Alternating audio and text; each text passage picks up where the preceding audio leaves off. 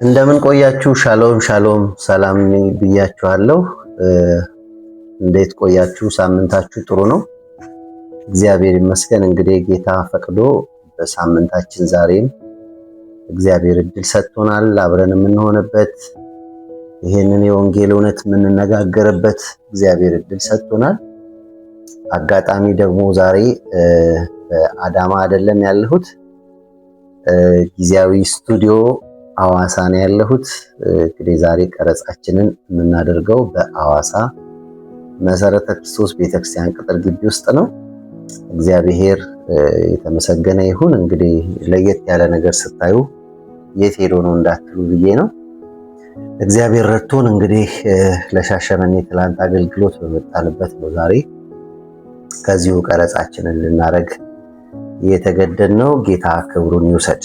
እንግዲህ ዛሬም ወደ እናንተ ሐሳብ መልእክት ይዤ መጥቻለሁ።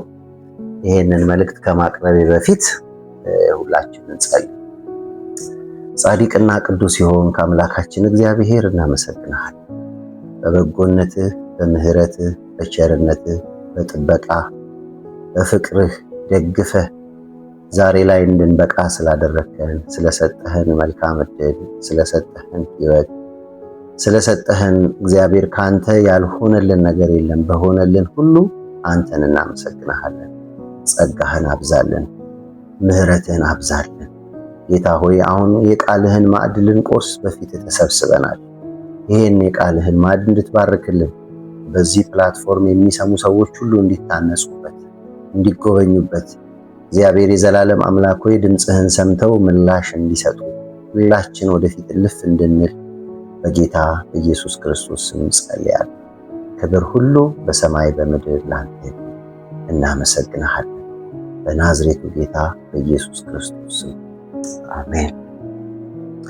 ጌታ የተባረከ ይሁን። እግዚአብሔር ዛሬ ለየት ባለ መንገድ ወደ እናንተ እንድመጣ ረድቶኛል። ዛሬ ስለ አንዳንድ ነገሮች እናነሳለን፣ እናወራለን። ክብር ለእግዚአብሔር ይሁን። እንግዲህ የእግዚአብሔር ቃል ሁሌ ያልተለወጠ፣ ሁሌ ያላረጀ፣ ለዘመናት የሚኖር ነው። የእግዚአብሔርን ቃል ስንነጋገር፣ የእግዚአብሔርን ቃል ስንካፈል ሁልጊዜ ማሰብ ያለብን፣ በአእምሯችን ላይ ማሰላሰል ያለብን የእግዚአብሔርን ቃል በማንም በኩል ይምጣ፣ ትክክለኛው ቃል ይምጣ፣ ምላሽ መስጠት ሁልጊዜ ከኛ ይጠበቃል። የእግዚአብሔርን ቃል የምናስተምር፣ የእግዚአብሔርን ቃል የምንሰማ፣ የእግዚአብሔርን ቃል የምንካፈል ስንካፈል ሁላችን ልባችንን አስፍተን አእምሯችንን አስፍተን ሲሆን በመካከሉ እግዚአብሔር ሊል የፈለገው አሁን ዛሬ ባለን ጥቂት ደቂቃዎች ውስጥ እግዚአብሔር ምን ሊለን ፈልጓል ጊዜ ሰጥተን እሱን እንድንሰማ እለምናችኋለሁ። እንዲሁ ለመግቢያ ያህል ከሆሴ መጽሐፍ ምዕራፍ 7 ከቁጥር 7 ጀምሬ አነባለሁ። ሁሉም እንደ ምድጃ ግለዋል፣ ፈራጆችንም በሉ፣ ነገስታቶችንም ሁሉ ወደቁ። ከእነርሱ ወደ እኔ የሚጮህ የለም። ኤፍሬም ከአሕዛብ ተደባለቀ፣ ኤፍሬም እንዳልተገለበጠ ቂጣ ነው። እንግዶች ጉልበቱን በሉት፣ እርሱም አላወቀም። ሽበትም ወጣበት፣ እርሱም አላወቀም ይላል። ለዛሬ ለትምህርቴ ርዕስ ዛሬ ሞር በትምህርት መልክ ነው፣ በስብከት መልክ ሳይሆን በትምህርት መልክ ነው ወደ እናንተ የምመጣው። ለዛ እንደ መግቢያ እንዲሆነኝ ነው ይህንን ሐሳብ ወደ እናንተ ያመጣሁት። ኤፍሬም ከአሕዛብ ተደባለቀ፣ ኤፍሬም እንዳልተገለበጠ ቂጣ ነው። እንግዶች ጉልበቱን በሉት፣ እርሱም አላወቀም። ሽበትም ወጣበት፣ አላወቀም ነበር ይላል። በጣም አስፈሪ ቃል ነው። ሽበት ወጥቶበት አላወቀም። ኤፍሬም ያልተገለበጠ ቂጣ ነው። ምን ማለት ነው? ሙሉ ብስል ያልሆነ፣ ለመብላት አይሆንም፣ ለመበላት ያልደረሰ ቂጣ፣ አንዱ በኩል ብስል አንዱ በኩል ጥሬ። ምንም አታረጉትም ከመጣል ውጪ። በእግዚአብሔር እይታ ኤፍሬም ያልተገለበጠ ቂጣ ሆኖ ተገኘ፣ ተደባልቆ ተገኘ። ስለዚህ ዛሬ የማነሳላችሁ ሐሳብ እንደዚህ አይነት ነገሮች ወደ ህይወታችን እንዳይመጡ መጠንቀቅ ያለብን የህይወት ምዕራፎች እንዳሉ አስባለሁ። ብዙ ጊዜ አንድ ነገር ላይ ብቻ ስለምናተኩር ክርስቲያኖች የምናጠፋው የምናበላሸው በጣም ብዙ ነገር ነው የሚኖረው። ዛሬ የማካፍላችሁ የመልእክቴ ርዕስ ልህቀት የሚል ሐሳብ ነው። ልህቀት የሚለውን ቃል ብዙ ሰዎች አስተምረውታል። በጣም ምሁሮች ሚዲያ ላይ ገብታችሁ ብትፈልጉ ስለ ልህቀት በጣም ብዙ የተጻፉ ጽሑፎች፣ የተነገሩ ንግርቶች፣ እንደዚህ ሚዲያ ላይ የወጡ የተለያዩ ሐሳቦች፣ የተለያዩ አስተማሪዎች አስተምረውታል።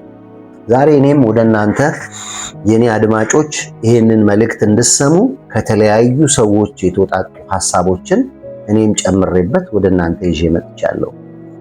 ልህቀት ርዕሱን እንደሱ ብላችሁ ውሰዱት። ወይም ደግሞ ሁለንተናዊ እድገት፣ በሁሉ ነገር አድጎ መገኘት፣ በሁሉ ነገር የተሻለ ሆኖ መገኘት፣ ብቃት ያለው ሆኖ መገኘት፣ መስፈርት ያለው ሆኖ መገኘት፣ በአንድ በኩል ብስል በአንድ በኩል ጥሬ ሳይሆን በሁለቱም በኩል የበሰለ ማንነት፣ ለምግብ የሚቀርብ አይነት ቂጣ፣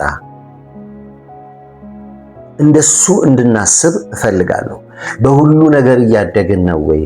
በሁሉ ነገር እየጎለበትን ነው ወይ? ጸሎታችን የሆነ ቦታ ስታክ አላረገም ወይ? የእግዚአብሔር ቃል ጥናት የሆነ ቦታ ስታክ አላረገም ወይ? ከቅዱሳን ጋር ህብረት ማድረግ የሆነ ቦታ ስታክ አላረገም ወይ? መንፈሳዊያን ለመሆን ህይወታችንን በእግዚአብሔር ቃልና በእግዚአብሔር መንፈስ ለመምራት ስታክ ያደረጉ ነገሮች፣ የቆሙ ነገሮች፣ እንዳልተገለበጠ ቂጣ እንድንወቀስ የሚያደርጉ ነገሮች በእኛ ህይወት ውስጥ የሉም ወይ? አያችሁ፣ ሰው የላቀ ሲመጣ እየተደባለቀ አይመጣም፣ እየበሰለ ይመጣል። ሰው ልህቀትን ወደ ህይወቱ እያመጣ ሲመጣ ጉልበቱን የሚበላ ጉልበቱን የሚበዘብዝ አይኖርም። ወይም ደግሞ ልክ እንደ ኤፍሬም ሽበት ላዩ ላይ ወጣ፣ ግን አያውቅም ነበር። ሳናቅ የምንወድቀው፣ ሳናቅ ባዶ ሆነን የምንቀረው በህይወታችን ወደ ልህቀት በምናደርገው ጉዞ፣ ወደ ተሻለ ህይወት በምናደርገው ጉዞ ስንቆም። ስለዚህ ከዚህ ሐሳብ ተነስቼ አንዳንድ ነገሮች ወደ እናንተ አቀርባለሁ። ልህቀት ምንድን ነው? ከትርጉሙ ልነሳ። ብዙ ሰዎች ብዙ ትርጉም ይሰጣሉ። እኔ የተወሰነውን አንድ አራት ነገሮች አነሳና ከዛ ሐሳቤን ነግራቸዋለሁ። ትርጉሙ ምንድን ነው? በማንኛውም መስክ የተሻለ ሆኖ መገኘት ነው ልህቀት። በተሰማራንበት በየትኛውም መስክ ነጋዴ ብንሆን፣ አስተማሪ ብንሆን፣ አገልጋይ ብንሆን፣ በሁሉም መስክ የተሻለ ሆኖ መቅረብ። የተሻለ ስላችሁ ከሌሎች የተሻልን ሳይሆን ከትላንትና ማንነታችን የተሻለ። ይህን በደንብ እንድታሰምሩልኝ ይፈልጋሉ። በማንኛውም መስክ ከትላንት ማንነታችን ተሽለን መገኘት፣ በማንኛውም በተሰማራንበት በየትኛውም መስክ ከትላንትናው ህይወት ዛሬ የተሻለ ህይወት፣ ከትላንትናው አስተሳሰብ ዛሬ የተሻለ አስተሳሰብ፣ ከትላንትናው ያኗኗር ስታይል ዛሬ የተሻለ ያኗኗር ስታይል ይዘን እንድንቀርብ ያስፈልጋል። የልህቀት ትርጉም አንዱ እሱ ነው። ሌላኛው ከትላንት ማንነት ጋር መወዳደር፣ ትርጉሙ ቀጥታው ይሄ ነው። እንወዳደራለን። የምንወዳደረው ግን ከሰዎች ጋር ሳይሆን፣ በዙሪያችን ካሉ ሰዎች ጋር ሳይሆን፣ እሱ ወደ ተለየ አቅጣጫ ስለሚመራን ከትላንትና ማንነታችን ጋር ስንወዳደር የተሻለ ልህቀት ውስጥ እንገባለን። ሌላው በዙሪያው ካለው ልቆ መገኘት፣ ዙሪያችን ላይ ካለው ስንፍና ልቀን መገኘት፣ ዙሪያችን ላይ ካለው ትላንት ከለመድናቸው ነገሮች ዛሬ የተሻልን ሆነን መገኘት። ልህቀት ሌላኛው ትርጉሙ በሁሉ አቅጣጫ ራስን መገንባት፣ አሁን ያለንበትን ቤት ዝም ብለን አንድ ብሎኬት ብቻ አስቀምጠን ብንተወው ቤት አይባልም። የሚደረጉ ነገሮች አሉ። ይደረደራል፣ ይቀባል፣ ያምራል፣ ይለሰናል፣ ቆርቆሮ ይገባለታል፣ ቤት ይሆናል። እዛ እንደተጀመረ ቢቆም ቤት ልንለው አንችልም። እዛ ጋር መተን ልንቀመጥ እንደዚህ የፈለግነውን ነገር ልናደርግ አንችልም። ስለዚህ ልህቀት በሁሉ አቅጣጫ ራስን መገንባት፣ አንድ አቅጣጫ አይደለም። እኛ መንፈሳውያን ብቻ አይደለም፣ ምድር ላይ ነው የምንኖረው። ሁለንተናችንን መገንባት፣ አእምሯችን መገንባት አለበት። አእምሮን ለመገንባት ማንበብ ያስፈልጋል። ሁሉንም ነገር በስራ ልህቀት ሊኖረን ይገባል። በባህሪ ልህቀት ሊኖረን ይገባል። በመንፈሳዊ ህይወት ልህቀት ሊኖረን ይገባል። በሁሉ አቅጣጫ ራስን መገንባት። አስተሳሰባችን ማደግ አለበት። አነጋገራችን ማደግ አለበት። አመለካከታችን ማደግ አለበት። ኢየሱስ ክርስቶስ በቁመት በሞገስ በሰውም በእግዚአብሔርም ፊት ያድግ ነበር ይላል። ሁለንተናዊ ነው። ተከታታይነት ያለው ጥረት ነው ልህቀት። አይቆምም። ዛሬ አወቅኩ ብለን የምናቆመው ህይወት የለም። በክርስትና እንኳን እስከ ክርስቶስ ፍጹም ሙላት ደርሳችሁ እስክትሞሉ ድረስ ጣራው የክርስቶስ ኢየሱስ ፍጹም ሙላት ነው። እዛ ለመድረስ በጣም ብዙ ዋጋ መክፈል ያስፈልጋል። ስለዚህ የልህቀትን ትርጉም ባጭሩ ላስረዳችሁ ሞክሬያለሁ። በማንኛውም መስክ የተሻልን ሆነን መገኘት፣ ከትላንት ማንነታችን ጋር ራሳችንን ዛሬ ማወዳደር። ትላንትና ማነኝ? ዛሬስ? ትላንትና ምን አይነት ሰው ነበርኩ? ዛሬስ? ትላንት ምን ያህል እጸልይ ነበር? ዛሬስ? ትላንት ምን ያህል አነብ ነበር? ዛሬስ? ትላንት ምን ያህል ሰዓት ሰራ ነበር? ዛሬስ? ትላንት ንግግሬ ምን ይመስል ነበር? ዛሬስ? ትላንት ከሰዎች ጋር ያለ ማህበራዊ ተሳትፎ ምን ይመስል ነበር? ዛሬስ? ጊዜን ትላንት ምን ያህል እጠቀማለሁ? ዛሬስ? በሁሉ ነገር የተሻልን ሆነን ስንገኝ ወደ ልህቀት ወደ ኤክሰለንስ እንሄዳለን ማለት ነው። ኤክሴል እናደርጋለን። በሁሉ አቅጣጫ ራሳችንን መገንባት፣ አንድ ነገር ላይ ብቻ አይደለም ህይወታችን ላይ መስራት ያለ፣ በሁሉ አቅጣጫ ራሳችን ላይ መስራት ያስፈልጋል። ይሄን ለማድረግ ምን ያስፈልጋል? ተከታታይነት ያለው ጥረት ያስፈልጋል። ልህቀት ማለት እሱ ተከታታይነት ያለው። ዛሬ ያገኘን ብለን መቆም የለብንም፣ መቀጠል አለብን። ትርጉሙን ይሄን ያህል ካልኳችሁ ልህቀት ምንድን ነው? ትርጉሙን ነው የነገርኳችሁ። ስለ ልህቀት ጥቂት ዋና ዋና ነጥቦችን አንስተን እንወያያለን። ልህቀት ወይም ኤክሰለንስ ኦር ኤክሰለንት፣ ኤክሴል አረገ፣ ላቀ፣ ሊቅ ሆነ የምንለው የተሻለ ሆነ፣ ከትላንት ማንነቱ የተሻለ ሆነ የምንባለው በዋናነት ሶስት ነገሮችን አጣምረን ስንይዝ ነው። እነዚህ ሶስት ነገሮች በጣም ናቸው። እነዚህን ሶስት ነገሮች ልንገራችሁ። ጥራት፣ ብቃትና ስኬት ሲቀናጁ ወደ ልህቀት እንሄዳለን።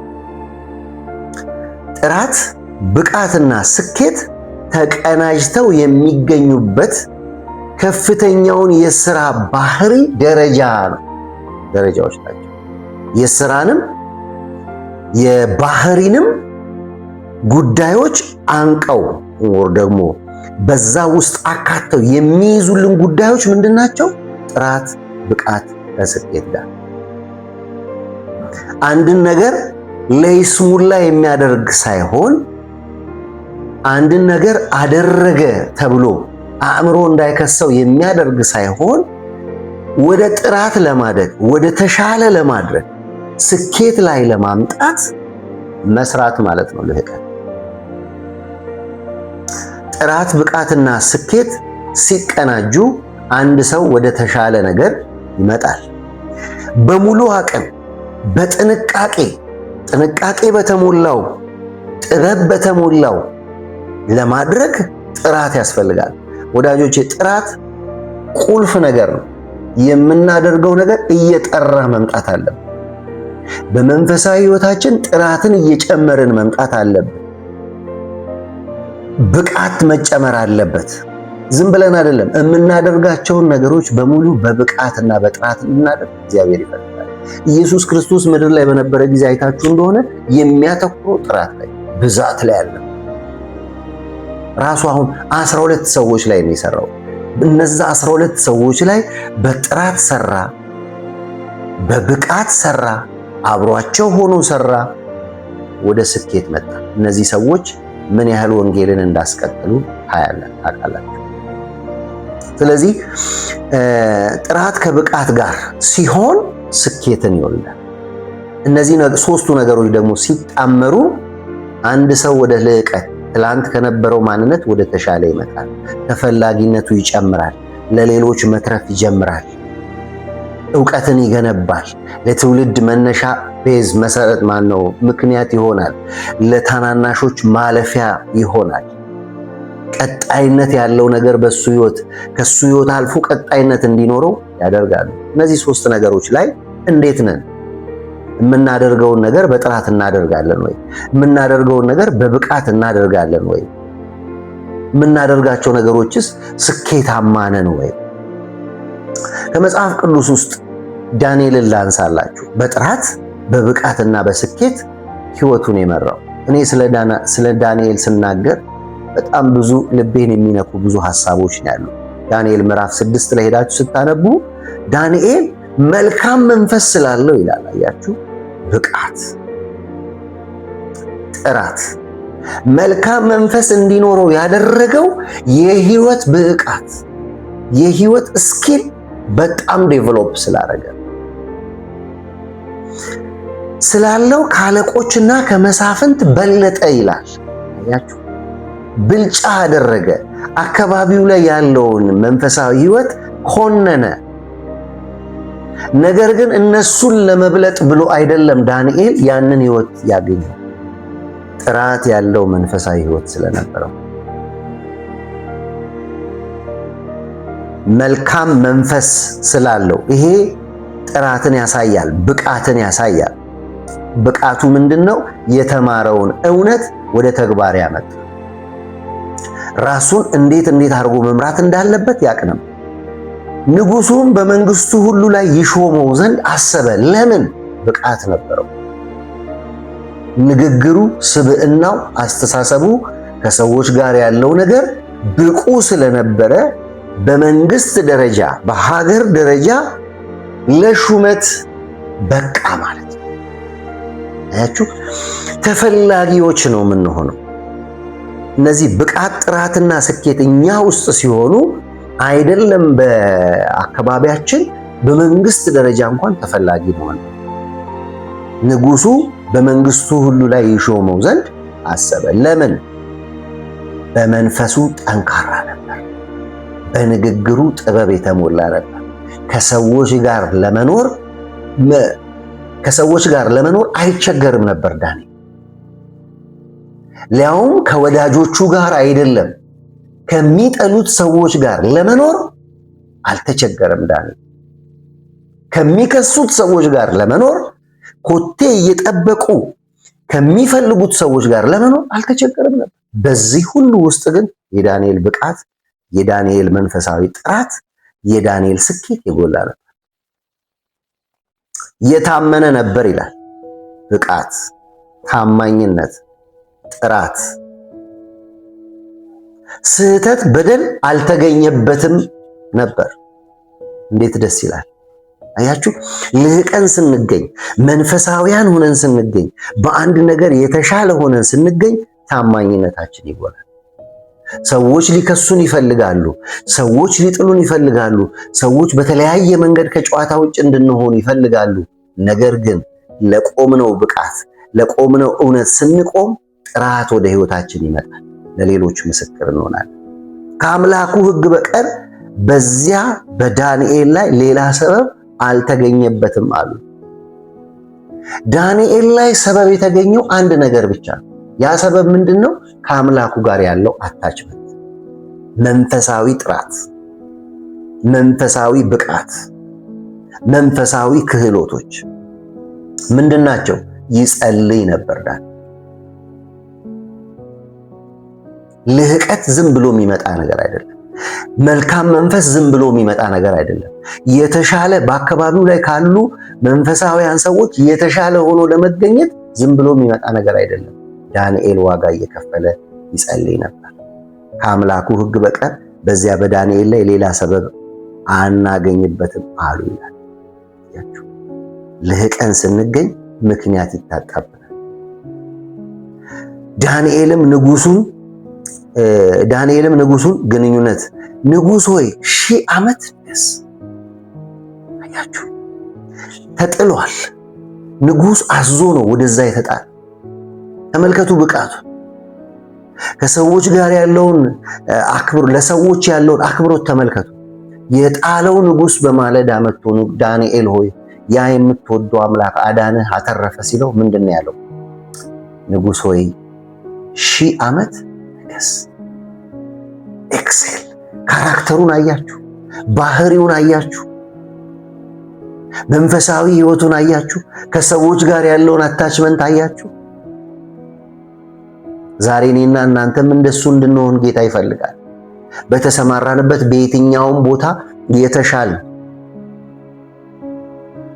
ነገር ግን ከሌሎች ለመሻል ሳይሆን ዳንኤል ሕይወቱ ያ ስለሆነ እንደዛ አይነት ብቃት፣ እንደዛ አይነት ጥራት፣ እንደዛ አይነት ስኬት በዳንኤል ሕይወት ውስጥ ሆነ።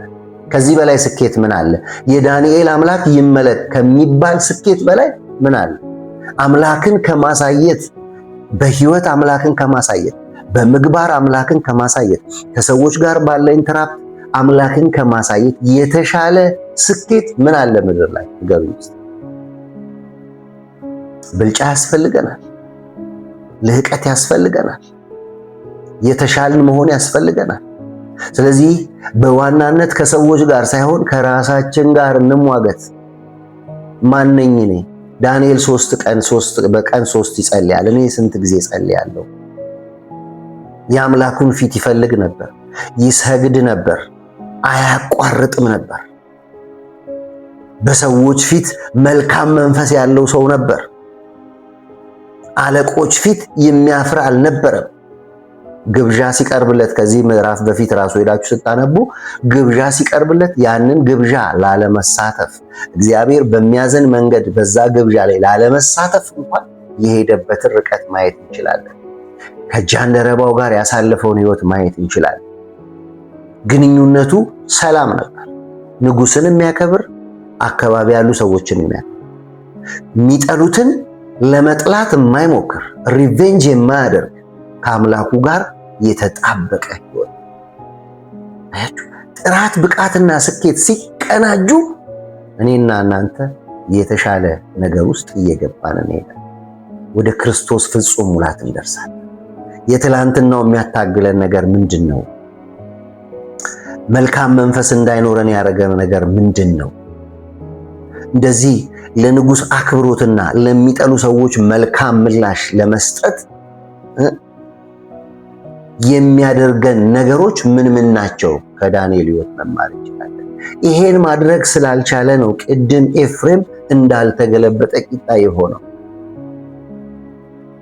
እንደውም ዳንኤል ካለው ኤንቫይሮንመንት ጋር አልተቀላቀለም፣ ኤፍሬም ግን ተቀላቀለ ይላል። ስለዚህ ልቆ አልተገኘም። ኢቭን ያለበትን ሲቹዌሽን እንኳን ሽበት ላይ ወጥቶ እንኳን እስካያቅ ድረስ ይላል። በዚህ ምክንያት ጉልበቱ ተበዘበዘ፣ ወደቀ፣ ደከመ። ዳንኤልስ ልቆ ታየ። ዳንኤልስ የተሻለ ሆኖ ተገኘ። ዳንኤልስ ወደፊት እልፍ አለ። ዳንኤልስ እግዚአብሔር አምላኩን አስከበረ፣ ራሱን የከበረ ሆነ። ልህቀት፣ ጥራት፣ ብቃትና ስኬት ሲቀናጁ በዳንኤል ሕይወት ያየናቸውን ነገሮች በሙሉ እናገኛለን። የዚያን ጊዜ አለቆቹ መሳፍንት ስለ መንግስታት በዳንኤል ላይ ሰበብ ይፈልጉ ነበር። ነገር ግን የታመነ ነበር፣ ስህተትና በደል አልተገኘበትም። በእርሱ ላይ ሰበብና በደል ያገኙበት ዘንድ አልቻሉም። ምን አይነት መታደል! ቁጥር 4 ላይ 6:4 ላይ አልቻሉም። እግዚአብሔር ይርዳል። ልህቀት፣ ስለ ልህቀት እያወራው ነው። የመጀመሪያው ሐሳብ ጥራት፣ ብቃትና ስኬት ማቀናጀት። የምሰራው ስራ በጥራት እየሰራው ነው ወይ? ስጸልይ በጥራት እየጸለይኩ በብቃት እየጸለይኩ በስኬት እያጠናቀቅኩ ነው ወይ? ይህን ራሳችንን ልንጠይቅ ያስፈልጋል። ልህቀት በአንድ ጀንበር የሚገኝ ውጤት ሳይሆን ተከታታይነት ያለው የጥረት ውጤት። ዳንኤል እዚህ ጋር ሊደርስ በአንዴ የሆነ ነገር አይደለም። በአንድ ጾም ጸሎት የሆነ ነገር አይደለም። በአንድ ሳምንት በአንድ ጀንበር የሆነ ነገር አይደለም። ወላጆቹ የሰጡትን እውነት ይዞ የሚሄድ ነበር።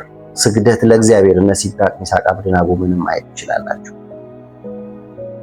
ስለዚህ ውጤቱ ዝም ብሎ የሚመጣ ሳይሆን ተከታታይነት ያለው ጥረት ስናደርግ፣ ዛሬ እየጸለይን ነው፣ በደንብ እንጸልይ። ዛሬ እያነበብን ነው፣ በደንብ እናንብ። ዛሬ እየተጋን ነው፣ በደንብ እንትጋ። ትጋታችንን እንጨምር፣ ቅድስናችንን እንጨምር፣ ያለንን መልካም ነገር እንጨምር፣ ከሰዎች ጋር ያለንን አታችመንት እንጨምር፣ ከሰው ሁሉ ጋር በሰላም ለመኖር እንፈልግ። ወደ ልህቀት መምጣታችን አይቀርም። ተከታታይነት ያለው የጥረት ውጤት ነው። ታዋቂው ፈላስፋ ነው ይሄንን አርስጢንጦሊስ የሚባል ታዋቂ ፈላስፋ ነው ይሄንን የተናገረው። እኛ ደጋግመን የምናደርገውን ነን ይላል። ስለዚህ ልህቀት ተግባር ሳይሆን ልማድ፣ ተግባር ብቻ ሳይሆን ልማድ ነው። አንድን ነገር በልማድ መልክ በየቀኑ ስናደርግ፣ ተግባራዊ ህይወታችን በየቀኑ ተከታትሎ ሲሆን ወደ ውጤት ይመጣል፣ ወደ ልህቀት ይመጣል። ልህቀት ብልጫ ሳይሆን ጥሩ ያልሆነን ነገር ባልተለመደ መጠን ጥራት ይዞ መገኘት ነው። ልድገምላችሁ። ልህቀት ብልጫ ሳይሆን ጥሩ ያልሆነን ነገር ባልተለመደ መጠን ጥራት ይዞ መገኘት ነው። ቅድምም አንስቻለሁ። ከማንም ጋር ለመብለጥ አንስራ። ደግሜም ደጋግሜም እላችኋለሁ፣ ከትላንት ማንነት የተሻለ ለመሆን እንስራ። ጥራት ላይ እንስራ። ከትላንትና ማንነቴ ዛሬ የተሻለ ጥራት ላይ መገኘት ነው ልህቀት። ብልጫ የምናደርገው ከሆነ ኮምፒቲሽን ውስጥ ነው የምንገባው። ኮምፒቲሽን ውስጥ ከገባን ሰዎች የሚያደርጉትን ነገር ለማድረግ ከፈለግን፣ ሰዎች የሚያደርጉትን ነገር ለማድረግ ካሰብን፣ ሰዎች ጋር ያለ ነገር እኛ ጋር የሌለ ነገር ሲመጣ ሂሳብ እናደርጋለን፣ እንከሰሳለን፣ ተስፋ እንቆርጣለን፣ እናዝናለን። ስለዚህ ብልጫ ሳይሆን ጥሩ ያልሆነን ነገር ባልተለመደ መጠን ጥራት ይዞ መገኘት፣ ጥራት ላይ ማተኮር፣ ከተለመደው የልኬት ደረጃ ከፍ ብሎ መገኘት። ልኬት አታስቀምጡ፣ 4 ነጥብ አታድርጉ። አንዳንዱ ነገር በ4 ነጥብ የተቀመጠ ነው። በቃ ሁልጊዜ አጭር ጸሎት ብቻ የሚጸልይ መሆን የለብንም። አንዳንድ ጊዜ ረዘም የሚል ጸሎት፣ ሁልጊዜ ማታ ልንተኛ ስንል ብቻ የምንጸልይ መሆን የለብንም። አንዳንዴ ሌሊቱን ሙሉ መጸለይ፣ ወር ጠዋት ተነስቶ መጸለይ፣ ወክ እያደረጉ መጸለይ፣ ከተለመደው የልኬት ደረጃ ከፍ ብሎ መገኘት። ያኔ ልቀናል ማለት ነው። ትላንት የለመድነው ነገር አለ፣ እዛ ጋር ግን ስታክ አድርጎ መቆም የለብንም። ዛሬ የተሻለ ነገር፣ ሁሉ ነገር እየተለወጠ ነው የሚመጣው። ሁሉ ነገር እየተቀየረ ነው የሚመጣው። ስለዚህ ብልጫ ሳይሆን ጥሩ ያልሆነን ነገር ባልተለመደ መንገድ በጥራት መስራት፣ ጥራትን ይዞ መገኘት፣ ከተለመደው የልኬት ደረጃ ከፍ ብሎ መገኘት። ልህቀት ምንድነው? ጥራት፣ ብቃትና ስኬትን በአንድ ላይ አቀናጅቶ ይዞ መቀጠል። ለዚህ ዳንኤልን አንስተናል። ልህቀት ምንድነው? በአንድ ጀንበር የሚመጣ ሳይሆን በተለያየ ጊዜ በተከታታይነት በምናደርገው ጥረት የሚገኝ ውጤት ነው። ልህቀት ምንድነው? እኛ ደጋግመን የምናደርገው ተግባር፣ ደጋግመን የምናደርገው ልማድ ነው። ልህቀት ብልጫ ሳይሆን ጥራትን ይዞ መገኘት ነው። ልህቀት ከተለመደው የልኬት ደረጃ ከፍ ብሎ መገኘት። እግዚአብሔር ይርዳል። ስለ ልህቀት እንቅፋቶች እንደው አንድ አራት እንቅፋቶችን ላንሳላችሁ።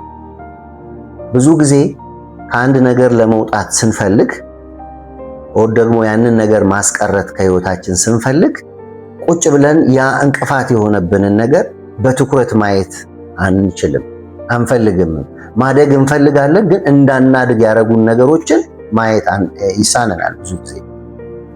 እሱን ዛሬ ልንገራችሁ። የልህቀት እንቅፋት ብዬ አንድ አራት ነገሮች አንስቻለሁ። የመጀመሪያው የልህቀት እንቅፋት ችግር የለውም የሚል የተሳሳተ አስተሳሰብ። አትጸልይም ሲባል ምን ችግር አለ? አታነብም ምን ችግር አለ? ጌታ ይሰማል። ጌታ እንደ ሰው አይደለም። ለምን መሰላችሁ? ችግር የለውም የምንለው ነገር በሙሉ ያልተፈለገ ባህሪ እኛ ውስጥ እንዲወለድ ያደርጋል። ባህሪ ያድግና ደግሞ ማንነት ይሆናል። ምንድነው ዛሬ ችግር የለውም የምንለው ነገር? ነገ ይደርሳል ምን ችግር አለ? አታካብድ፣ ቀለል አድርገው። በጣም ብዙ ቀላል ያሉ አማርኞች አሉ። አንድን ነገር ወደ ልህቀት ወደ ተሻለ ለማምጣት እንዳናረግ የሚያረገን ነገር አንዱ ችግር የለውም። ችግር አለ።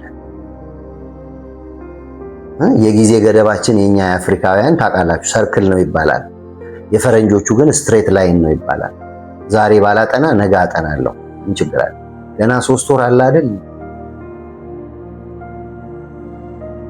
አያችሁ፣ ምን ችግር አለ የሚለው አስተሳሰብ ያልተፈለገ ባህሪ እንዲወለድብን ያደርጋል። ሁለተኛው እንቅፋት ዛሬያንም ማነሳላችሁ ልህቀት ጋር እንዳንደርስ ወደ ተሻለ ህይወት እንዳንሄድ እንቅፋት የሚሆነን ሁለተኛው ሐሳብ አልችልም የሚል አስተሳሰብ። በዚህ ምድር ላይ አልችልም የሚባል ነገር የለም። ሁሉን ከሞከርን በጊዜ ሂደት ወደ መቻል እናመጣዋለን። እንደዚህ ስላችሁ ሁሉንም እንሞክር ሁሉንም እንስራ እያልኩ አይደለም። ወደ ተሻለ ህይወት እንዳንመጣ የሚያደርገን አስተሳሰብ አንዱ አልችልም የሚል። አልችልም ስንል በህይወታችን የሚወለደው ምን እንደሆነ ታውቃላችሁ? ስንፍና። ይሄን መስራት አልችልም፣ ይሄን እኔ ማድረግ አልችልም። መች ሞከር ነው? መች አደረግ ነው? ባይሆንስ ሞክረን ፌል ቢያደርግ ፕላን ቢ የለንም፣ ፕላን ሲ የለንም። አልችልም የሚለው አስተሳሰብ ለእድገታችን ለሁለንተና እድገታችን በጣም ትልቅ እንቅፋት። ጸልይ፣ እኔ እኮ ጸሎት አልችልም አይባልም። ለመጸለይ ስንንበረከክ ነው ጸሎት ወደ ህይወታችን ነው። አልችልም ስንል እርግጠኛውን የምነግራችሁ ስንፍና በህይወታችን ይወለዳል። ስንፍና በህይወታችን ከተወለደ ደግሞ ምንም ነገር መስራታችን እዛው ባለበት ሂድ የሚለውን እርምጃ እየተራመድን እድሜያችን ያልፋል። በዚህ ምድር ላይ አስተዋጽኦ ማድረግ የሚገባንን አስተዋጽኦ ሳናደርግ እናልፋለን። ለዚህ የልህቀት እንቅፋት ሁለተኛው አልችልም የሚል ነው። ሶስተኛው ምን አገባኝ የሚል አስተሳሰብ። ምን አገባኝ፣ ስለሚጠፋው ነገር ምን አገባኝ፣ ስለሚወድቀው ነገር ምን አገባኝ፣ ቤት ውስጥ እየፈረሰ ስላለው ነገር ምን አገባኝ። የአንዱን ኃላፊነት ለአንዱ ብቻ ለጥፈን ምን አገባኝ የሚል አስተሳሰብ። ይሄ ወደ ህይወታችን ምን እንዲወለድ ያደርጋል? የተበላሸ ኑሮ። ቆሻሻ ምድር እኮ አልተቀበልንም። ለምሳሌ እግዚአብሔር ለአዳምና ለሔዋን የቆሸሸ ምድር አልሰጣቸውም። ያቆሸሸው ሰው ነው። ያገባናል። ሀገር ስትበላሽ ያገባናል። ከተማ ሲቆሽሽ ያገባናል። አካባቢያችን ሲበላሽ ያገባናል። እኛ የራሳችንን አጥር ሰርተን የምንቆም ከሆነ እርግጠኛ ሆኜ የምነግራችሁ ልህቀት ወደኛ። የቤተክርስቲያን ነገር ምን አገባኝ፣ የመሪዎች ነው፣ የአገልጋዮች ነው። የትውልዱ መጥፋት ምን አገባኝ፣ ሌሎቹ የሚመለከታቸው አካላት አሉ። እኔ የማይመለከተን ጉዳይ የለም። ሁሉ ነገር ይመለከተን። ምን አገባኝነት ወደ ተሻለ እድገት፣ ወደ ተሻለ ኮሚኒኬሽን፣ ወደ ተሻለ መንፈሳዊ ህይወት እንዳንመጣ የሚያደርግ እንቅፋት። አራተኛውና የመጨረሻው የልህቀት እንቅፋት ግዴለሽነት። ይሄ ደግሞ በህይወታችን ምን እንዲወለድ ያደርጋል? ጨለምተኝነትን ያመጣል። ግድ የለሽም ምንም የማይመስለው ይሄ በጣም በተለይ ግዴለሽ መሆንና ችግር የለውም የሚሉ አስተሳሰቦች በጣም እንቅፋቶች ናቸው። ግዴለሽ አንሁን። የሚበላሸው ነገር የሚጠፋው ነገር የእኛንም ሕይወት እንደሚያጠፋ ማሰብ ያስፈልጋል። ስለዚህ እነዚህን 4 እንቅፋቶች ካነሳን ሕይወቴ ዛሬ ያለሁበት የሕይወት ደረጃ እንደዚህ እንዲሆን ያደረገው እኔ ችግር የለውም እያልኩ ነው ብዬ ማሰብ ሲጀምር ችግር የለውም ትቼ ችግር አለው የሚለውን ችግሮቼን ፈትቼ ወደ ልህቀት እመጣለሁ። አልችልም የሚለውን አስተሳሰብ ሳነሳ መጸለይ እችላለሁ፣ ማንበብ እችላለሁ፣ መነገድ እችላለሁ፣ መሮጥ እችላለሁ፣ ማሳካት እችላለሁ፣ ጌታ ይረዳኛል ብለን ስናስብ ወደ ልህቀት እንመጣለን። ምን አገባኝነትን ትተን ያገባኛል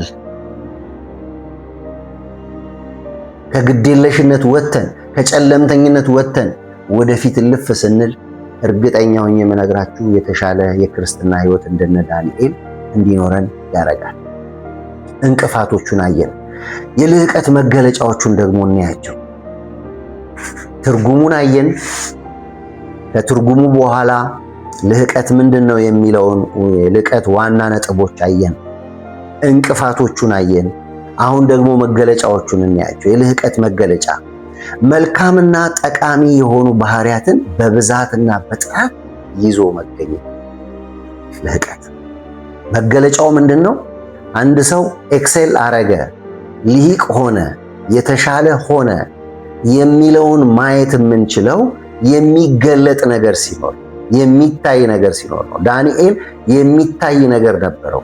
ታማኝ ነበር። ሰው የሚያከብር ነበር። ከሀገር መሪ እስከ ታች ያሉ ሰዎችን የሚያከብር ነበር።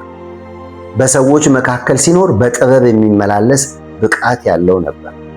በንጉሥ መብልና መጠጥ ላለመበላሸት ብቃት ያለው ነበር። ኤፍሬም ግን ተደባለቀ። መልካምና ጠቃሚ ባህሪያትን በብዛትና በጥራት ይዞ መገኘት።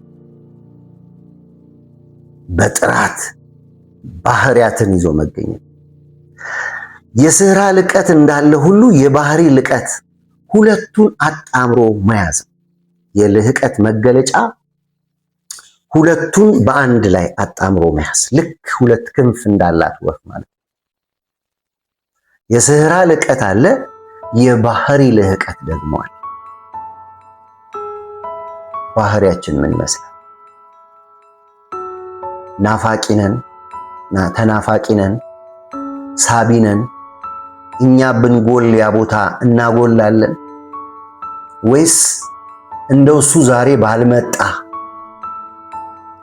ዮሴፍ ሲጎል ጎደለ ግብፅ። ዮሴፍ ከጶጢፋራ ቤት ሲጎል ብዙ ነገር ጎደለ። ዮሴፍ ከእናት አባቱ ቤት ሲጎል ብዙ ነገር ጎደለ። ለምን?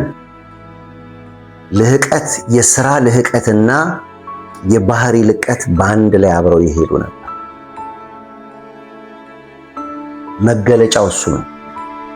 ስራ ላይ ብቻ ማተኮር ሳይሆን ባህሪም ላይ ማተኮር። ባህሪም ላይ ለማተኮር ራሳችን ላይ መስራት ያስፈልጋል። በኋላ መጣበታል። ፈጠራ ካለፈው የተሻለ መንገድ መፈለግ፣ አዳዲስ ነገር ወደ ህይወታችን ስንጋብዝ መገለጫው እሱ ነው። ትላንት በሄድንበት መንገድ፣ ትላንት በሰራንበት መንገድ ሳይሆን ከትላንት በተሻለ መንገድ ስንገኝ፣ ከትላንት በተሻለ ደስ በሚል በሚማርክ ጊዜን ሴቭ ባረገ መንገድ፣ ሁኔታን ባማከለ መንገድ፣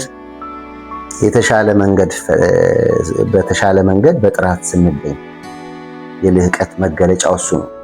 ጽናትን መሰናክሎች ቢገጥሙ ካሉበት ግብ አለመቆጠብ። ጽናት የልህቀት መገለጫው አንዱ ምንድነው? ጽናት። መሰናክሎች ቢገጥሙንም ከገባንበት ከዛ ነገር ከግብ ለማድረስ ከገባንበት ነገር የሚያቆመን አንድም ኃይል ሳይኖር እየታገለን እየወደቅን እየተነሳን ከግብ መድረስ። ግብ ጋር ላለማድረስ የሚደረጉ ነገሮችን በሙሉ በጽናት እያለፉ መሄድ መገለጫው እሱ።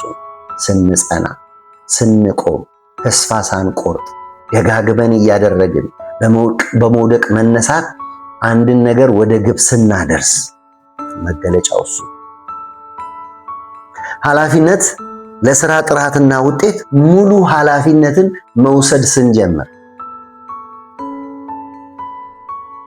እነዚህ የልህቀት መገለጫዎች ናቸው። የልህቀት ዋና ዋና ባህሪያቶቹን ደግሞ እናያቸው። መገለጫዎቹን አየን፣ ባህሪያቶቹን ደግሞ እናያቸው። እንግዲህ የመጀመሪያው ባህሪ የሚታይ ቀጣይነት ያለው ለውጥ። የልህቀት ባህሪው ይሄ ነው። ቀጣይነት ያለው ነገር በህይወታችሁ ካለ እናንተ ወደ ልህቀት። ትላንት ከነበረው ማንነት ዛሬ የተሻለን ሆነን ስንነበር ምን ነክቶት ነው? እንደዚህ እኮ አልነበረም፣ ኧረ እንደሱ እኮ ችኩል ነበር፣ ኧረ እሱ እኮ በጣም ተሳዳቢ ነበር፣ ዛሬ የተሻለ ሆነ፣ ዛሬ በትህትና ይናገራል፣ ዛሬ በፍቅር ነገሮችን ያስረዳል፣ ትላንት እኮ በጣም ቁጡ ነበር፣ ያስፈራ ነበር፣ ዛሬስ የተለየ ሆነ። ዋና ባህሪያት የሚታይ ቀጣይነት ያለው ለውጥ፣ አይቆምም፣ መቆም የለበትም። ሌላው ሁለተኛ ለሁሉ የህይወት ክፍል ትኩረት መስጠት። መንፈሳዊ ህይወት ብቻ አይደለም ያለ፣ ማህበራዊ ህይወት አለ፣ ኢኮኖሚያዊ ህይወት አለ፣ አእምሮአዊ ህይወት አለ፣ አካላዊ ህይወት አለ። በምድር ላይ ነው የምንኖረው። እነዚህ ነገሮች በሙሉ በእኛ ህይወት ውስጥ ትኩረት ሊሰጣቸው የሚገባው ነው። መንፈሳውያን እንደሆንን ሁሉ ከሰዎች ጋር አብሮ በሰላም ለመኖር ልክ እንደዛው መስራት አለ። አካላችን ላይ መስራት አለ። በቂ ረፍት ልንሰጠው ይገባል። በንጽህና ልንይዘው ይገባል። ልንመግበው ይገባል። ልንገነባው ይገባል። የሚፈርስ ነገር ነው። አእምሮ ላይ መስራት አለብን። ማንበብ አለብን። ስለ ሀገር ማንበብ አለብን። ስለ ጤና ማንበብ አለብን። ስለ መንፈሳዊ ህይወት ማንበብ አለብን። አእምሮ ያድጋል። ለሁሉ የህይወት ክፍል ትኩረት መስጠት። የዛፍ ፍሬ አይታችሁ እንደሆነ አንድ ፍሬ ትወድቅና ያቺ ፍሬ ታድጋለች፣ ትበቅላለች፣ መሬቱን አሸንፋ ትወጣለች፣ ህይወት ትዘራለች። እሷ ሞታ ትቆማለች። ቅጠል ያበቅላል፣ ፍሬ ያበቅላል፣ እያደገ ይመጣል። ሂደቱን አይታችኋል፣ የዛፍ እድገት። ስለዚህ በሁሉ አቅጣጫ የሚያስፈልጋት ነገር አለ። የፀሐይ ብርሃን ያስፈልጋታል ለማደግ፣ ውሃ ያስፈልጋታል፣ ወር ዝናብ ያስፈልጋታል፣ እንኩትካቶ ያስፈልጋታል፣ ማዳበሪያ ያስፈልጋታል። የሚያስፈልግ ግብአት ሲሰጥ ነው ያቺ ፍሬ ወደ ዛፍነት የምትቀየረው። ልክ እኛም እንደዛው ነው። አንድ አይነት ህይወት ብቻ ምንኖር አይደለም፣ ብዙ አይነት ህይወት። የሥራ ገበታችን፣ ምድራዊ ህይወታችን፣ ከሶሻል ጋር ያለን ነገር በሙሉ ሊያድግ ይገባል። በሁሉ የህይወት ክፍል ትኩረት መስጠት፣ በጥራትና በጥንቃቄ መከወን። ሌላው ቅድም ያነሳሁት ጽናትና ጥረት። እነዚህ ዋና የሚባል ነገር። በጥራት በጽናት ስንሰራ እርግጠኛ ሆኜ የምነግራችሁ ወደ ልህቀት እንሄዳለን። እንቅፋት ሲያጋጥም ተስፋ ለመቁረጥ ወደ ግብ መገስገስ። እንቅፋት በጣም ነው ያለው። የሚጥል ነገር በጣም ነው ያለው። የሚያንቋሽሽ ነገር በጣም ነው ያለው። ተስፋ የሚያስቆርጥ ነገር በጣም ነው ያለው። አሁን መንፈሳዊ እንሁን ብላችሁ ጸሎት ብትጀምሩ ሰዎች መውቀስ ይጀምራል። ምን ነው ፓስተር ሊሆናል? ምን ነው አመናፈስከው ይባላል። ወደ ልህቀት የሚሄድ ሰው አመናፈስክ ሲባል ማቆም የለበትም። የበለጠ እያመናፈሰ መምጣት አለ። ዳንኤል ልክ እንደዛ ነው ያደረጉት። እሱ ግን ይጸልይ ነበር። ለምን? የተሻለ መንፈሳዊ ህይወት ውስጥ መድረስ ስለሚፈልግ። ለምን? የህይወት ባህሪ፣ የህይወት ስኪል፣ የህይወት መውጫ ከእግዚአብሔር ጋር ባለ ግንኙነት እንደሆነ ገብቶታል። ጽናትና ጥረት። አራተኛው የልህቀት ዋና ባህሪ ከራስ ጋር መወዳደር። እባካችሁ ደግሜ ልጠይቃችሁ በጌታ ፍቅር ከራሳችሁ ጋር ተፎካከሩ። ከትላንት ማንነት ጋር እንፎካከር። ይሄን ስናደርግ ወደ ተሻለ ልህቀት እንመጣለን። ወዳጆቼ ለልህቀት የሚረዱን መመሪያዎችን ልንገራችሁ። እነሱ ስለሚያስፈልጋችሁ ለእኔም እየጠቀመኝ ስላለ ለልህቀት አሁን ቅድም ያነሳነው ሐሳብ የልህቀት ዋና ባህሪያት ምንድን ናቸው? የሚታይ ቀጣይነት ያለው ለውጥ፣ ለሁሉ የህይወት ክፍል ትኩረት መስጠት፣ ጽናትና ጥረት፣ ከራስ ጋር ከትላንት ማንነት ጋር መወዳደር፣ ማስተካከል፣ እነዚህ ዋና ባህሪያት ናቸው። ለልህቀት የሚረዱንን የተወሰኑ ነጥቦች ልበላችሁና መልእክቴን ልጠቅልል። እንግዲህ ልህቀት ዝም ብሎ የሚመጣ ነገር አይደለም። እንዲረዷችሁ የትኩረት አቅጣጫችሁን እንድታረጉ የምፈልጋቸው ሐሳቦች አሉ። እነዚህን ሐሳቦች ልንገራችሁ። ለልህቀት የሚረዱ መመሪያዎች፣ የመጀመሪያው አመለካከትን ሁልጊዜ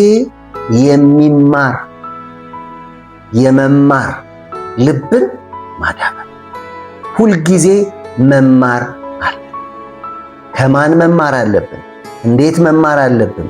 ምን አይነት ትምህርት መማር አለብን? የማይማር ሰው ወደ ልህቀት አይመጣም። የተሻለ እድል መረጠች የተባለው ማርያም ለመማር ቁጭ ስላለች። መማር ስላችሁ አካዳሚክ ነገር ብቻ አይደለም። ትምህርት ቤት ገብተን ብቻ አይደለም። እስክርቢቶና ደብተር ብቻ አይደለም። ከሰዎች ህይወት የምንማረው በጣም ብዙ ነገር ነው። እያነበብን የምንማረው በጣም ብዙ ነገር ነው ያለው። እየሰማን የምንማረው በጣም ብዙ ነገር ነው ያለው። አሁን ይህን መልእክት የምትሰሙ ቁጭ ብላችሁ እየሰማችሁ ነው የምትማሩት። ሰሌዳ የለው ምን የለው፣ በመስማት። ታዲያ ሁልጊዜ ለመማር ልባችን ዝግጁ መሆን አለበት። ሁልጊዜ እማራለሁ እችላለሁ ብሎ ማመን። አመለካከታችን በዛ መንገድ ሊቀረጽ ይገባል። የሚማር አእምሮ፣ ለመማር ልቡ ሰፊ፣ በማንኛውም አቅጣጫ ዕውቀትን ወደ ህይወቱ ለማስገባት የተዘጋጀ ሰፊ ልብ። ሌላው ዝግጅት። ስራ ከመጀመራችን በፊት በቂ ዕቅድና ዝግጅት ማድረግ። ልህቀት ዝም ብሎ የሚመጣ ነገር አይደለም። በስርዓት በጽሁፍ ተቀምጦ የሚመጣ ነገር። መሻሻል ዝም ብሎ የሚመጣ ነገር አይደለም። አተኩሮ በመማር የሚመጣ ነገር። ዝግጅት በማድረግ ነው። ለዝግጅት እንደው በጣም ጥሩ ምሳሌ እንዲሆነን የነህምያን ነገር ላንሳላችሁ ባጭሩ። ነህምያ እሱ በነበረበት ቦታ ጠጅ አሳላፊ ነበር። ምርኮኛ ነው። በንጉሥ ቤት ነው የሚኖረው። ሁሉ ነገር ሰላም ነው። ነገር ግን የእስራኤል ቅጥር መፍረሱን ሲሰማ ነህምያ ወሰነ። ምን አይነት ውሳኔ ወሰነ? ምን አይነት ነገር አንጸባረቀ? እንዴት ተነሳ? እንዴት የእስራኤልን ቅጥር ገነባ? እንዴት ሆኖ? እሱም ባጭሩ ልንገራችሁ። ነህምያ ዝግጅት ማድረግ የጀመረው መጀመሪያ ትላንት ከነበረው ስሜት ዛሬ የተሻለ ስሜት አመጣ። ተቆጣ፣ ውስጡን አስቆጣ። ከስሜት ነው የጀመረው ነህምያ። አዘነ ይላል። ኃያል ቀን ያዝን ነበር። አያችሁ፣ ወደ ልህቀት ለመምጣት መጀመሪያ ስሜታችንን ነው ማነቃቃት ያለ። ነህምያ አዘነ። እኔ እዚህ የተሻለ ህይወት ውስጥ እያለው የእስራኤል ቅጥር ግን ፈርሳለች። ማንነት የለንም እስራኤል። ስለዚህ ስሜቱን አንጸባረቀ። እሱ ብቻ አይደለም፣ ትክክለኛ መረጃ ከትክክለኛ ምንጭ ሰማ። ስለሰማው ነገር ስሜቱን አንጸባረቀ። ማዘን ብቻ ሳይሆን ካዘነ በኋላ ተግባራዊ እርምጃ ሲሄድ እናያለን። ነህምያ ተግባራዊ እርምጃ ያደረገው ምንድነው? የመጀመሪያው ጸሎት ነው። ስለሰማው ነገር ማዘን ብቻ በቂ አይደለም። ያንን ነገር ወደ ልህቀት ለማምጣት ጸለየ። መጸለይ ብቻ በቂ አይደለም። ስለ ዝግጅት ነው እያወራን ያለ ነው። ወደ ልህቀት የሚረዱ መሳሪያዎች አንዱ ዝግጅት ነው። ስራ ከመጀመሪያችን በፊት ስለማቀድ፣ ስራ ከመጀመሪያችን በፊት በእቅድ ነገሮችን ወደ ልህቀት ወደ ማምጣት ነው እያየን ያለ ነው። ስለዚህ ነህምያ ምን አደረገ? ስሜቱን አንጸባረቀ። ትክክለኛ መረጃ ወሰደ፣ አዘነ። ተግባራዊ እርምጃ ውስጥ ሲገባ ግን ጸሎት አደረገ። እሱ ብቻ አይደለም፣ የትብብር መንፈስ አደረገ። ከ6000 ሰው በላይ አብረውት የሚሰሩ ሰዎች አስተባበረ። ለተግዳሮት እጅ የሚሰጥ አልነበረም። በጣም ብዙ ስለ ነህምያ ስታጠኑ ብዙ እጅ የሚያስጥሉ ወደኋላ የሚያስቀሩ ሐሳብ የሚሰጡ በራሳቸው መንገድ የሚመሩ ብዙ ሰዎች ነበሩ ከጎኑ።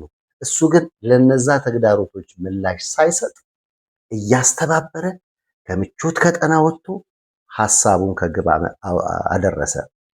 ስለዚህ የፈረሰውን ቅጥር ለመስራት ነህምያ ከመጀመሩ በፊት በቂ እቅድና በቂ ዝግጅት አድርጎ ወደ ጸሎት ሄዶ ያንን ፈጽሟል። ስለዚህ ለልህቀት የሚረዱ መሳሪያዎች የመጀመሪያው አመለካከታችንን ሁልጊዜ ለመማር ዝግጁ ማድረግ፣ ሁለተኛ ስራ ከመስራታችን ከየትኛውም በፊት እቅድና ዝግጅት ማድረግ ከነህምያ ህይወት እንማራለን። ሌላው ትኩረት ነው። በአንድ ጊዜ በአንድ ነገር ላይ ትኩረት ማድረግ። ነህምያ ሁሉን ነገሩን ትቶ አቅጣጫውን ያዘ፣ ትኩረቱን እዛ ነገር ላይ አደረገ። ከዛ የተነሳ ቅጥሩን ሰርቶ ጨረሰ። መጨረሻ ላይ ለልህቀት የሚረዳ መሳሪያ መገምገም፣ የሰራናቸውን ስራዎች በስተመጨረሻ በምን ያህል ጥራት፣ በምን ያህል ውጤት፣ በምን ያህል ተፈላጊነት ጨረሱ የሚለውን ነገር ማሰብ ነው። መልእክቴን ስጠቀልል ልህቀት ማለት ፍጹም መሆን ማለት አይደለም።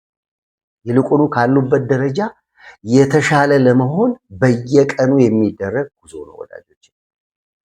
ልህቀት ወደ ህይወታችን እንዲመጣ ከፈለግን ዕለት ተዕለት ህይወታችን ላይ ከራሳችን ጋር አብረን እየተሟገትን ከትላንት ማንነታችን ጋር እየተሟገትን የተሻለ ለመሆን በየቀኑ ጉዟችንን መቀጠል ያስፈልጋል። አንድ ሰው አንድ አባባል ይላል ስለ ልህቀት፣ የልህቀት ትልቁ ጠላቱ ብልሽት ወይም መጥፎ ነገር ሳይሆን ጥሩ ነገሩ ነው ይባላል።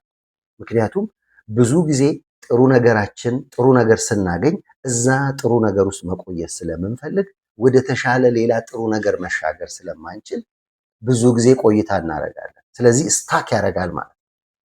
ጥሩ ነገር የሚቆም ነገር አይደለም፣ ሁሌ እየጨመርን የምንሄደው ነገር ነው። ወደ ልህቀት ለመድረስ ብዙ መንገዶች አሉ። ከመንገዶቹ ግን በዋናነት 3-4 ነገር ልበላችሁና ልጠቅልል። ዋናው በራስ ላይ ማተኮር። ሰው ወደ ልህቀት የሚመጣው፣ ወደ ተሻለ ህይወት የሚመጣው፣ ወደ ተሻለ አመለካከት የሚመጣው በራሱ ላይ ሲያተኩር፣ በራሳችን ላይ እናተኩር። ሁለተኛው ጠንክሮ መስራት ነው። ልበ ጠንካራ መሆን፣ በምንሰራው ስራ ሁልጊዜ ራሳችንን ዙሪያችንን አጠንክረን መነሳት አለብን። በራስ ላይ ማተኮር፣ ጠንክሮ መስራት፣ አዳዲስ ነገሮችን ሁልጊዜ መማር፣ የተጣበቅናቸው ወደ ልህቀት እንዳንመጣ ያደረጉ አሮጌ ልማዶችን በማስወገድ አዳዲስ ልምምዶች ውስጥ በመግባት አዳዲስ ነገር በመማር ወደ ልህቀት መምጣት አለብን። ግባችን ላይ ማተኮር፣ እንዲሁ ደግሞ ከአንተ የተሻለ ሰው ሲመጣ፣ ከአንተ የተሻለ ሰው ስታገኝ ምክርን ስማ። እህቴ ምክርን ስሚ። በሁሉ አቅጣጫ ለማደግ በግል ላይ መስራት ግን ተወዳዳሪ የሌለው ሐሳብ ነው። ሰው በራሱ ላይ ከሰራ፣ ለአዳዲስ ክህሎቶች ለመማር ዝግጁ ከሆነ፣ ጤናማ ልምዶችን ለማዳበር ዝግጁ ከሆነ፣ በአግባቡ መጠቀም ያለበትን ነገር ሁሉ የሚጠቀም ከሆነ፣ በእነዚህ ነገሮች ላይ የምናተኩር ከሆነ ህይወታችን ወደ ልህቀት ይመጣል ብዬ ተስፋ አደርጋለሁ። እስቲ አንዳንድ ጥያቄዎች ራሳችንን እንጠይቅና የዛሬውን መልእክቴን በዚህ ላብቃ። ለእነዚህ ጥያቄዎች እስቲ በግላችን ምላሽ እንስጥ። ተግባራዊ እርምጃ የሚሹ ጥያቄዎች አሉ። የመጀመሪያው ራዕይህ ምንድን ነው? ራዕይሽ ምንድን ነው? ሳላደርግ መሞት አልፈልግም የምንለው ሐሳብ አለን ወይ? ይሄ ከሌለ ልህቀት ወደኛ አይመጣም። እስቲ ራሳችንን እንጠይቅ። እኔና ቤተሰቦቼ፣ የቤተሰቦቼ አስተዋጽኦ፣ ያለኝ ግንኙነት ምን ይመስላል? ራሳችንን ይሄንን እንጠይቅ። እድሎቼን እንዴት እየተጠቀምኩ ነው? ተግዳሮቶቼን እንዴት እያለፍኳቸው ነው? ስሜትን መግዛት፣ መግራት፣ ማስተዳደር ተምሬያለሁ ወይ? የየዕለት ተግባሮቼ ምንድን ናቸው? የየዕለት ውሎዬ እኔ የየዕለት ውሎዬ ውጤት ስለሆንኩ የየዕለት ተግባሮቼ ምንድን ናቸው ብለን ራሳችንን እንጠይቅ። የውጤታማነት ሚስጥር ወይም የውድቀቴ ሚስጥር ምንድን ነው? ውጤት ካገኛችሁ ውጤታማ የሆንኩት ሚስጥር ምንድን ነው? ውድቀት ከሆነ በህይወታችሁ ያለው እየወደቅኩ ያለሁት ለምንድን ነው ብለን ራሳችንን እንጠይቅ። ተጓዳኝ ተግባሮቼን ኦር የትርፍ ጊዜ የምንላቸውን ስራዎቼ ምንድን ናቸው? እምነቴና ጽናቴ ምን ይመስላል? በእምነቴ ጸንቼ ቆሜያለሁ ወይ? አቋም አለኝ ወይ? የማልጥላቸው የማልደራደርባቸው እሴቶች አቋሞቼ ምንድን ናቸው? እነዚህን ጥያቄዎች እንድትመልሱ ለራሳችሁም በጌታ ፍቅር ጠይቃችኋለሁ። ልህቀት ወደ ህይወታችን እንዲመጣ ከፈለግን ከዚህ በፊት ያነሷቸውን ሐሳቦች በሙሉ እንደገና ስሟቸውና ተግባራዊ ካደረግን የተሻለ ህይወት እንኖራለን። ከራሳችን ጋር ከትላንት ማንነታችን ጋር የምንጋፈጥ ከሆነ ነገ የተሻለ ዕውቀት የተሻለ ሐሳብ ይዘን የምንገኝ እንሆናለን። እግዚአብሔር ዘመናችሁን ይባርክ። በጣም ወዳችኋለሁ። ሼር፣ ኮፒ ሊንክ ማድረግ እንዳይረሳ። ተባረኩ። ሻሎም